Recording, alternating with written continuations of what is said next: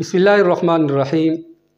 په دې ویډیو کې نن زه تاسو ته د وړوکي اختر د مانځه هغه طریقه ښیم.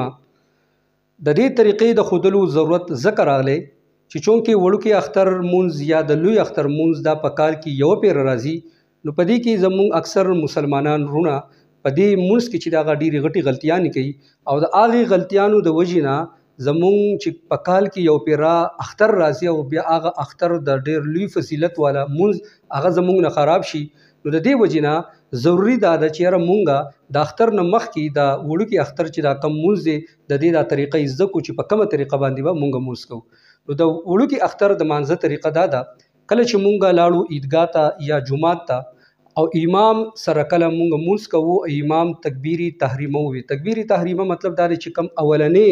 د مونځ لپاره چې کوم تکبیر ویل کېږي دې ته تکبیر تحریمه ویل کېږي. امام چې کله تکبیر تحریمه ووایي نو شاته مقتدیان چې کوم دی هغه به هم تکبیر تحریمه ووایي. بیا به چې دی په نامه باندې به مونږ لاس کېږدو او امام او مقتدي دواړه دی به ثنا ووایي. د ثنا نه مطلب سبحانک اللهم وبحمدک وتبارک اسمک وتعالی جدک ولا اله غیرک. کله چې مقتدي د دې ځای پورې ولا اله غیرک ووایي نو دی به بیا غلی ودرېږي او چونکې امام به هم چې دی هغه ولا اله غیرک پورې ووایي نو بیا به امام 3 تکبیرونه نور وایي. هغه به په دې طریقه باندې وایي چې امام به الله اکبر وایي او غوږونو ته به لاس وړي، شاته مقتدیان به هم هغه شانتي الله اکبر وایي او غوږونو ته به لاس وړي او لاس بیا کولاو پرېږدي، لاندې به ښکته ځوړند پرېږدي، په نامه باندې به یې نه ږدي. نو یو پیر چې کله الله اکبر وي لاس په ښکته کو، بیا به چې دی الله اکبر امام وي نو موږ به هم لاس اوچت کو، لاس په ښکته کو. غرض چې 3 تکبیرونه به امام په دې طریقه باندې کوي او موږ به ورسره یعنې مقتدي به ورسره په دې طریقه باندې لاسونه اوچتوي او بیا به لاندې ښکته ځوړند پرېږدي. کله چې دا 3 تکبیرونه وشوله نو اوس به امام چې دی سوره فاتحه به وایي او بیا به قرت کوي او شاته به مقتدیان چې دی د امام هغه قرت په خاموشۍ سره چې دی هغه اوري. په دې طریقه باندې چې کله دا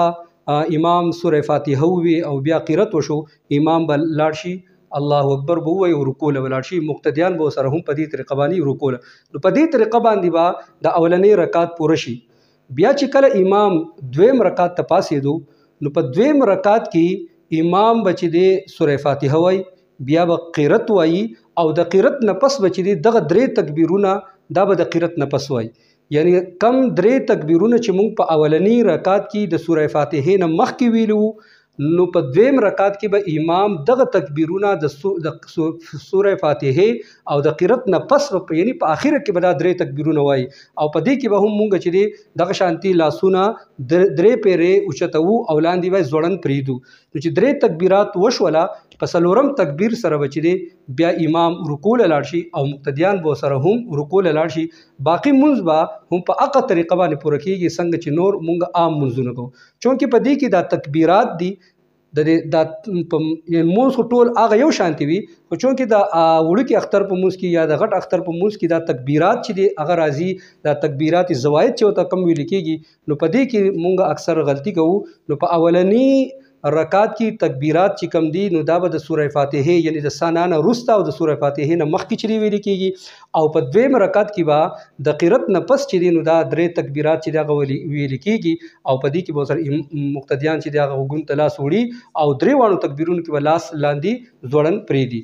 دا خو چې د مونځ هغه اسانه چې دغه طریقه شوله، بیا هم څوک نه پوهېږي نو باقاعده تاسو تپوس هم چې دی کولی شئ. خو کوس بالفرض زمونږ نه په دې مانځه کې چې دی څه پاتې شول تکبیرات، یعنی په زه لیټ ورسېدم تکبیرات رانه پاتې شوي وو یا زه لیټ ورسېدم زما نه 1 رکعت شوی وو یا 2 رکعته شوي وو، نو دا پوره تفصیلي ویډیو مونږ په دې موضوع باندې چې دی هغه جوړه کړې هم ده چې یاره د یو سړي نه تکبیرات لاړل دی به بیا څنګه چل کوي، د یو سړي نه 1 رکعت لاړې دی به دا 1 رکعت بیا څنګه راګرځوي. دغه تفصیلي ویډیو مونږ ریکارډ کړې ده او د هغې لینک چې دی نو هم مونږ به د دې ویډیو سره چې دی هغه شیر کړي، که چاته ضرورت وي نو هغه سره کتلی شئ.